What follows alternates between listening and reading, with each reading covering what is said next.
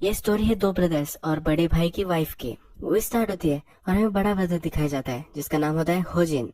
ये एक आर्टिस्ट होता है। ये फर्नीचर के साथ आर्ट बना देता है। ये अपने आर्ट पर काम करता हुआ हमें दिखता है।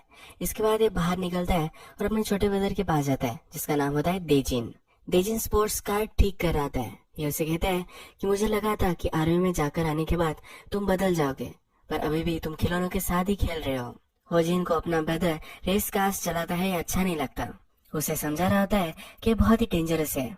देजिन उसे कहता है कि जो तुम करते हो ये भी डेंजरस है, इसमें भी तुम हर्ट हो सकते हो। साल में कितने सारे कार एक्सीडेंट होते हैं पर रेस का एक्सीडेंट बहुत ही कम ही होता है। देजिन सुनने वाला वैसे नहीं होता। नेक्स्ट में हमें इंसु दिखाई जाती है। ये बड़े ब्रदर की वाइफ है। ये स्टेज शो के लिए साउंड वगैरह मैनेज करती है। होजिन जो होता है वो घर पर ही रहता है। वो घर में खाना वगैरह सबका ख्याल रख लेता है। उसकी वाइफ जॉब करती है और ये अपने आर्ट पर काम करता है। हम नेक्स्ट में हम दिखता है कि इसका एक एग्जीबिशन होने वाला होता है। इस एग्जीबिशन के लिए एक आदमी से वो बात कर रहा होता है। इंसु जो रात में स्टेशन पर होती है तो उससे लेने के लिए होजिन जाता है। वो स्टेशन से बाहर निकलते ही उसका जो फेवरेट सॉन्ग होता है वो लगाता है। उसे समझ में नहीं आता कि ये आवाज कहाँ से आ रही है। उसने ऑलरेडी एक म्यूजिक सिस्टम वाले को पैसे दिए होते हैं जो वो म्यूजिक बजा सके। होजिन ने अपने वाइफ के लिए एक गिफ्ट भी लाया हुआ होता है। उसे समझ में नहीं आता कि आज हो क्या रहा है। घर आने के बाद उसके लिए बहुत सारा खाना उसने पकाया होता है। इंसु सोचने लग जाती है कि आज ऐसा क्या स्पेशल है। आज तो उसका बर्थडे भी नहीं है और होजिन का भी बर्थडे नहीं है। होजिन फिर उसे कहता है कि आज हमारी एनिवर्सरी है। इसे बहुत ही गिल्टी महसूस होता है क्योंकि इसे याद नहीं होता। होजिन उसे एक नेकलेस देता है। इंसु कहती है कि मेरे फादर का गिफ्ट था, ये बहुत ही प्रेशियस था, ये खराब हो गया था तो इसलिए अब होजिन ने इसे रिपेयर कर कर उसे दे दिया है। इंसु कहती है कि मेरे फादर मेरा बहुत ही ख्याल रखते थे। उन्होंने मुझे जो भी चीज दी है वो बहुत ही प्रेशियस हो जाती थी। तुम्हें भी उन्होंने मेरे लिए ही भेजा है। इंसु कहती है कि मैंने तुम्हारे लिए कुछ भी गिफ्ट नहीं लाया। ये फिर डिसाइड करते हैं कि आज दोनों इंटीमेट होने वाले हैं। ये एक मोमेंट शेयर ही करने वाले होते हैं। तभी देजिन वहां आ जाता है। देजिन के साथ फिर ये सब बैठे हुए होते हैं। जब होजिन 2 मिनट के लिए वहां से चला जाता है तो इंसु देजिन से पूछती है कि तुम्हारी कोई गर्लफ्रेंड नहीं है, या तुम्हें नहीं लगता कि तुम्हारी गर्लफ्रेंड होनी चाहिए। देजिन कहता है मैं जैसा भी वो खुश हूँ। इंसु कहती है कि तुम हमेशा अपनी कार से खेलते रहते हो, मुझे समझ में नहीं आता तुम्हारे माइंड में चलता क्या रहता है। बहुत रात हो जाती है तो इंसु सोने के लिए चली जाती है। होजिन देजिन को कहता है कि तुम्हारे आज कान बंद रखना। देजिन भी इस पर हंसता है। रात में इंसु और होजिन दोनों बेड पे होते हैं। वो इंटीमेट होने वाले होते हैं पर होजिन को बहुत ही हिकअप्स आ रहे होते हैं। ये फिर अपना प्लान कैंसिल कर देते हैं। होजिन का एग्जीबिशन होने वाला होता है। होजिन एक बहुत ही बड़ा आर्टिस्ट होता है। रिपोर्टर से क्या बोलेगा वो इसकी प्रैक्टिस कर रहा था। देजिन उसे हेल्प करता है। देजिन उसे कहता है कि आर्टिस्ट की तरह बोलो, इसे पॉज लेकर लेकर बोलो। होजिन जब ये कर देता है तो देजिन कहता है कि तुमसे नहीं हो पाएगा। ये दोनों फिर यही हंस देते हैं। ये दोनों ब्रदर्स एक दूसरे से बहुत प्यार करते हैं। होजिन देजिन को अपनी कार तक छोड़ने के लिए आता है। देजिन के कार में उसने एक फिश लगाया होता है। उसे कहता है ये जो फिश है गुड लक के लिए है, ये तुम्हें किसी भी चीज से बचा कर रखेगा। जब देजिन घर से चला जाता है तो इंसु और होजिन दोनों घर पर अकेले होते हैं। ये दोनों फिर टेबल पर ही इंटीमेट हो जाते हैं। टेबल अनस्टेबल होता है तो टेबल के नीचे वो कॉइन लगाता है। अब नेक्स्ट सीन में हमें दिखता है कि देजिन अपने कार चलाने की प्रैक्टिस कर रहा है। वो इतनी फास्ट कार चलाता है तो कार का इंजन भी गर्म हो जाता है। उसे अपना वर्क बहुत ही पसंद आता है। इंसु जब अपने काम पर पहुंचती है तो उसे होजिन ने लेटर भेजा हुआ होता है। एक दूसरे को हमेशा लेटर भेजते हैं। 3 साल इनके शादी हो चुके हैं फिर भी एक दूसरे को लेटर भेजते हैं। ये देखकर इसकी कलीग उससे पूछती है कि ऐसा कैसे है। सब लोगों को इनका लव बहुत ही अजीब लगता है। रात में भी इंसु होजिन के लिए लेटर लिखते लिखते ही सो जाती है। होजिन भी जब इसका लेटर पढ़ता है तो उसे बहुत ही अच्छा लगता है। होजिन जो होता है इसे गार्डनिंग का भी शौक होता है। वो अपने फ्लावर्स को पानी दे रहा होता है। तभी वहाँ इंसु आती है। उसका जो नेकलेस होता है वो फिर से टूट गया होता है। होजिन को बोल रही होती है कि प्लीज इस नेकलेस को फिर से सुधार दो। यहाँ देजिन की एक फ्रेंड आती है। ये जो देजिन की फ्रेंड होती है ये उसे बहुत ही पसंद करती है। देजिन की फ्रेंड जब ये नेकलेस देखती है तो कहती है कि बहुत ही प्रीटी है। इंसु कहती है कि मेरे फादर ने बनवाया था, वर्ल्ड में इसकी तरह और कोई भी नहीं है। इस सीन को अब याद रखना, लास्ट में इम्पोर्टेंट है। नेक्स्ट दिन आता है और ये दिन देजिन की जो रेस होने वाली थी उसका होता है। या होजिन अपना जो सब काम होता है एग्जीबिशन के लिए, उसे जो सब आर्ट कंप्लीट करना होता है ये सब वो कंप्लीट कर लेता है। वो आज देजिन की रेस देखने के लिए जाने वाला होता है। देजिन की फ्रेंड उसे कहती है कि तुम्हारा ब्रदर तुम्हें अपोज करता है, तुम रेस करते हो तो उसे अच्छा नहीं लगता, तो क्यों तुम रेस करते हो। देजिन कहता है कि मुझे बहुत ही अच्छा लगता है, ये मेरा पैशन है, मैं इसके बिना जी नहीं सकता। देजिन की रेस स्टार्ट हो जाती है और होजिन उस रेस के लिए लेट हो जाता है। वो टैक्सी ड्राइवर के पास जाता है और उसे कहता है कि बहुत ही लेट हो चुका हूँ। उसे जल्द से जल्द वहाँ छोड़ने के लिए उसे बोलता है। ये टैक्सी ड्राइवर बहुत ही फास्ट गाड़ी चला रहा होता है। होजिन डर रहा होता है तो टैक्सी ड्राइवर कहता है कि 10 साल से मैं टैक्सी चला रहा हूँ, कभी भी मेरा कोई भी एक्सीडेंट नहीं हुआ है। देजिन की रेस स्टार्ट होती है और जब वो रेस में होता है तब उसे टायर जरा खराब लगता है।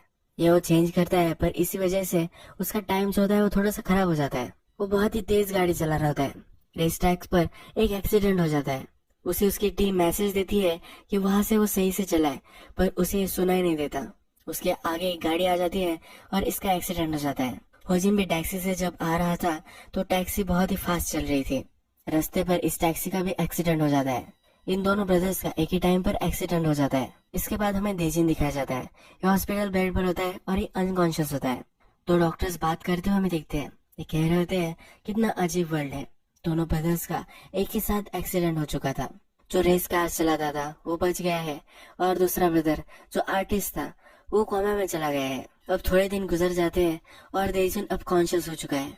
ये हॉस्पिटल के बाहर आता है और आईने में देखता है। ये जरा डिस्टर्ब होता है। अब ये कॉन्शियस में आ चुका है तो डॉक्टर्स बहुत सारे टेस्ट वगैरह इसके करवाते हैं। इंसू फिर इसे घर लेकर आती है। ये कहती है कि तुम बच गए, ये भी एक मेहरबानी है। अब नेक्स्ट सीन में हमें दिखता है कि देजिन होजिन की जो गार्डन थी उसके पास आ चुका है। जो फ्लावर्स थे वो मुरझा चुके हैं, इसे वो देख रहा है। इंसू शौक में ऐसा उसे लगता है उसके रूम में उसे छोड़ कर देती है। देजिन दिन रात वहाँ सोता रहता है। नेक्स्ट दिन सुबह जब आती है तो होजिन के गार्डन में पानी लगा रहा होता है। नेक्स्ट दिन जब आता है तो होजिन के ब्रश से देजिन ने ब्रश किया होता है। होजिन हमेशा ब्रश कर कर इंसू के लिए वो ब्रश रख देता था। इंसू को देखकर बहुत ही अजीब लगता है। इसके बाद हम देखते हैं कि होजिन का जो आर्ट था वो अब देजिन कर रहा है। उस पर वो वर्क करना स्टार्ट कर देता है। देजिन की जो अच्छी फ्रेंड थी वो उसे मिलने के लिए आई हुई है। उसे कहती है कि तुम हॉस्पिटल में थे और मेरी बहुत ही हालत खराब हो चुकी थी। जब तुम्हारी कार तहस नहस हो गई थी तो उसे स्क्रैप करने के लिए मैं गई थी। वो स्क्रैप होता हुआ देखकर बहुत ही मुझे अच्छा लगा। देजिन अपनी कार से बाहर करता है तो उस कार से वो जेलस होती है। इसी वजह से उसे उस कार को स्क्रैप होता देखकर बहुत ही खुशी हुई होती है। देजिन सिगरेट पीता था, पर एक्सीडेंट हो जाने के बाद अब वो सिगरेट नहीं पी रहा। उसकी फ्रेंड उसे कहती है कि तुम तो बहुत ही हेवी स्मोकर थे। रात में हम देखते हैं कि देजिन की फ्रेंड उसके घर पर ही होती है। वहां जब इंसू आती है तो देखती है कि देजिन अब कुक कर रहा है। देजिन कभी भी कुक नहीं करता था। होजिन जिस तरह से अच्छी सब्जियां वगैरह काटता था उसी तरह से सब्जियां काट रहा है। इंसू के जो फेवरेट फ्लावर्स होते हैं वो भी उसने लाए हुए होते हैं। रात में हमें दिखता है कि देजिन उसके वर्क स्पेस में है और रो रहा है।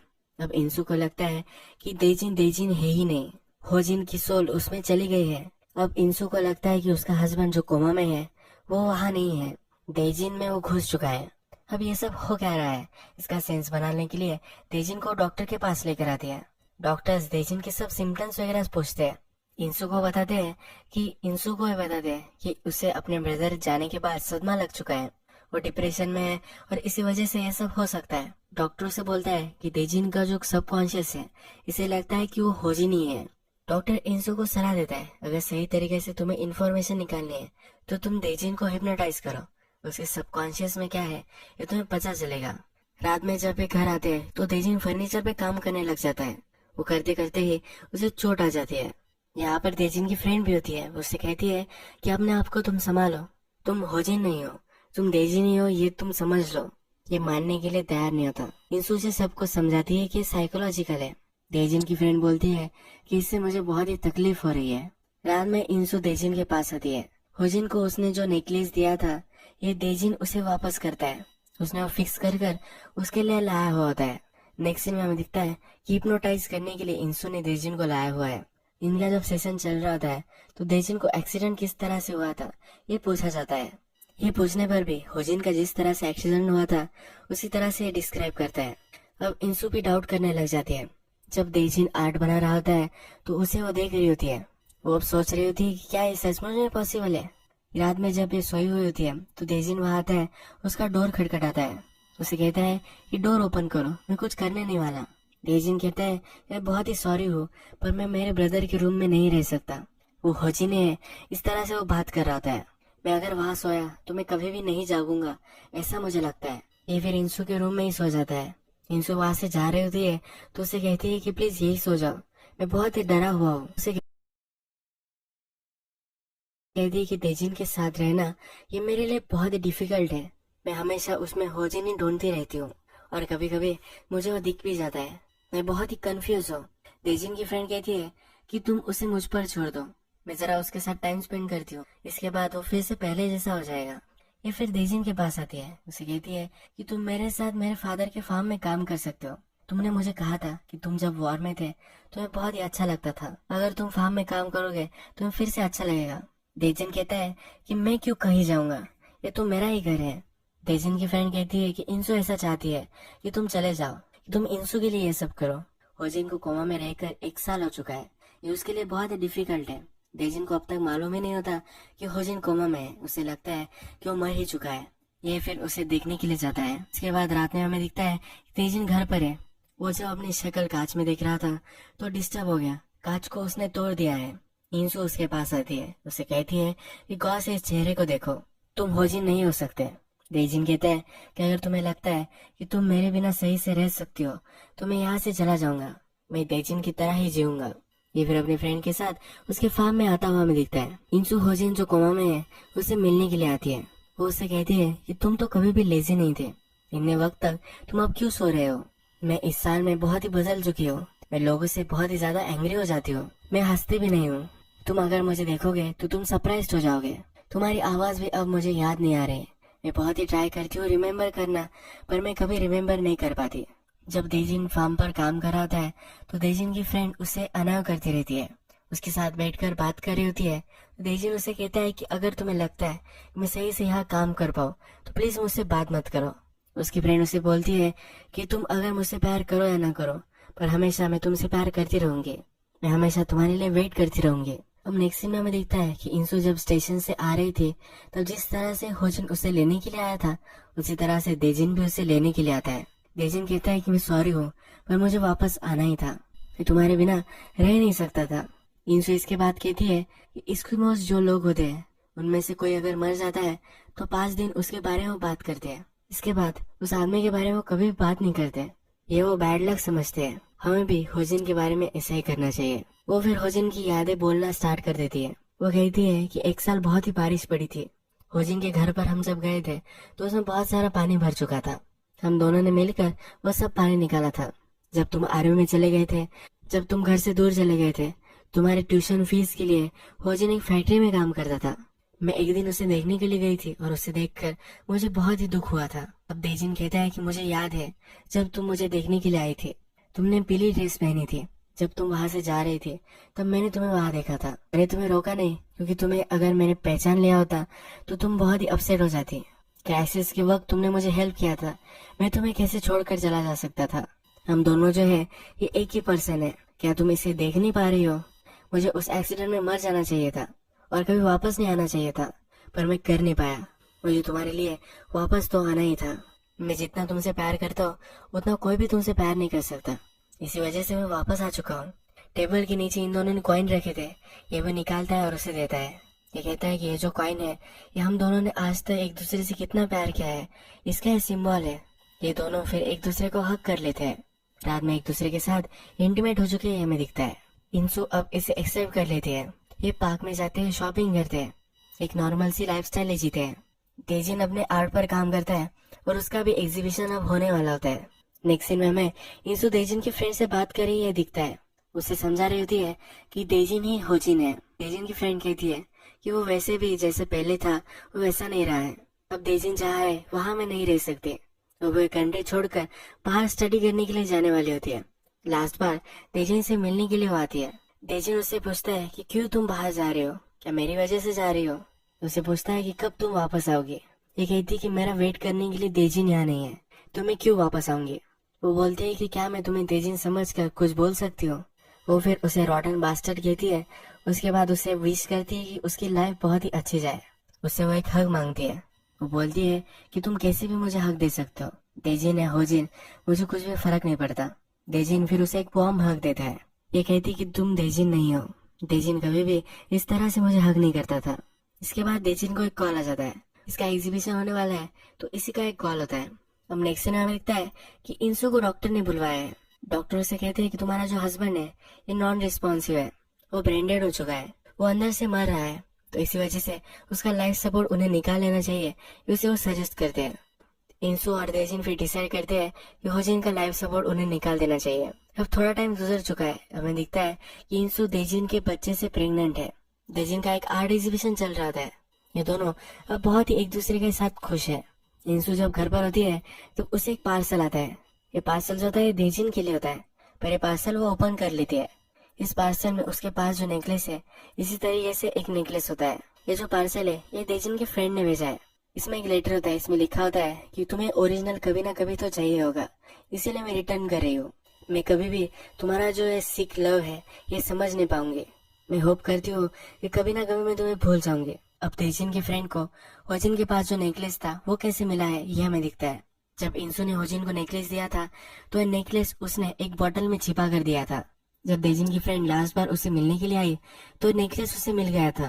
देजिन को इस नेकलेस के बारे में पता ही नहीं था। यही नेकलेस उसने लौटाया है। वो देजिन को इनडायरेक्टली कह रही होती कि उसे पता है कि वो होजिन नहीं है, वो सब प्रिटेंड कर रहा है और जो इंसू को लव करता है उसे समझ में नहीं आ रहा। अब इंसू डिस्टर्ब हो जाती है, वो देजिन की सब चीजें देखने लग जाती है। यहाँ देजिन के रूम में उसे एक सीक्रेट वॉल्ट मिल जाता है। ये वो चेक करती है तो उसके बहुत सारी फोटोज वहाँ होती है। इंसू के फादर ने उसका नेकलेस जिस प्लांट से बनवाया था उसने वो बहुत सारे लाकर रखे हुए होते हैं।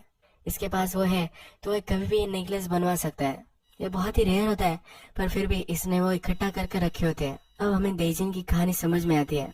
देजिन एक दिन जब पार्क में था और फोटो ले रहा था तभी उसे इंसू दिखी थी। इंसू अपने बाइसिकल से जा रही थी। देजिन ने जो सब डायरी में लिखा है वो इंसू पढ़ रही होती है। उसमें लिखा होता है कि जिस दिन मैंने इंसू को देखा तब ये मैजिकल था, वो सनशाइन की तरह मेरी जिंदगी में आई थी। मैंने जब उसे देखा तो मेरे अंदर जो सब सैडनेस था वो एक ही पल में पूरा मिट गया। मैं इसे किस तरह से एक्सप्लेन कर सकता हूँ मुझे समझ में नहीं आ रहा। इसी रात देजिन जब होजिन के साथ था तो होजिन अपनी गर्लफ्रेंड को उसे मिलवाने वाला था। जब होजिन ने इंसू को इंट्रोड्यूस कराया तो देजिन का दिल टूट चुका था। वो कहता है कि मुझे लगा कि पूरे वर्ल्ड ने मुझे अबैंडन कर दिया है। जब होजिन का वेडिंग डे था तो देजिन ने कहा था कि मेरे ब्रदर की आज शादी है, उसके लिए मैं बहुत ही हैप्पी हूँ। इस वर्ल्ड में सबसे फॉर्चुनेट आदमी वो आज से बन जाएगा। मैं भी खुश हूँ क्योंकि मैं इंसू को हमेशा मेरी पूरी लाइफ तक देख सकता हूँ।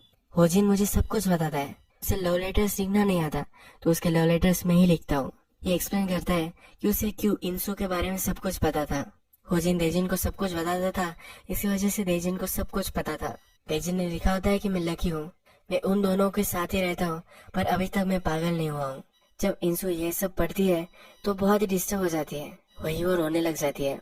वो बाहर आती है और सोचने लग जाती है। मूवी के फर्स्ट में हमने देखा था कि इंसू ने देजिन से पूछा था। देजिन कहता है कि कभी कभी मुझे लगता है कि सब कुछ चीजें मुझे फेंक देनी चाहिए, पर मेरा जो वर्क है इसमें घुल मिल जाता हूँ। पूरे लाइफ तक ऐसे चलता रहेगा ऐसा मुझे लगता है। इंसू अकेली बैठी हुई होती है और वो सब कुछ सोच रही होती है। वो देजिन की आर्ट गैलरी में फिर आ जाती है। देजिन उसने जो सब आर्ट किए होते हैं ये सब उसे दिखाता है। देजिन उनकी अब जो फ्यूचर लाइफ है इसके लिए बहुत ही पॉजिटिव होता है। देजिन ने उसकी बेबी के लिए भी आर्ट बनवाया हुआ होता है।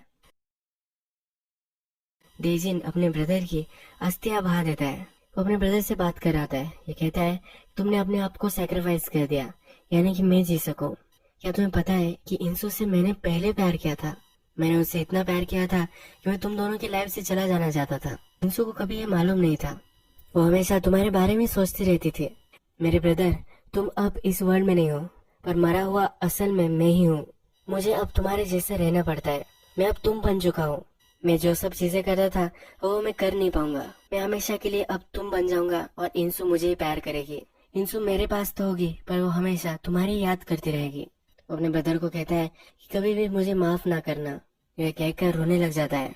यही मूवी एंड हो जाती है। तो आपको ये वीडियो अच्छा लगा होगा तो प्लीज इस वीडियो को लाइक कर दीजिएगा। मैं बहुत सारी ऐसी मूवीज लेकर आता रहता हूँ। मेरे चैनल को सब्सक्राइब कर दीजिए और बेल नोटिफिकेशन आइकन भी दबाना मत भूलिए, यानी कि आपको सब मूवीज मिलती रहे। हम फिर से मिलेंगे एक नई मूवी के साथ। तब तक के लिए थैंक यू और आप अपने आप का ख्याल रखिए।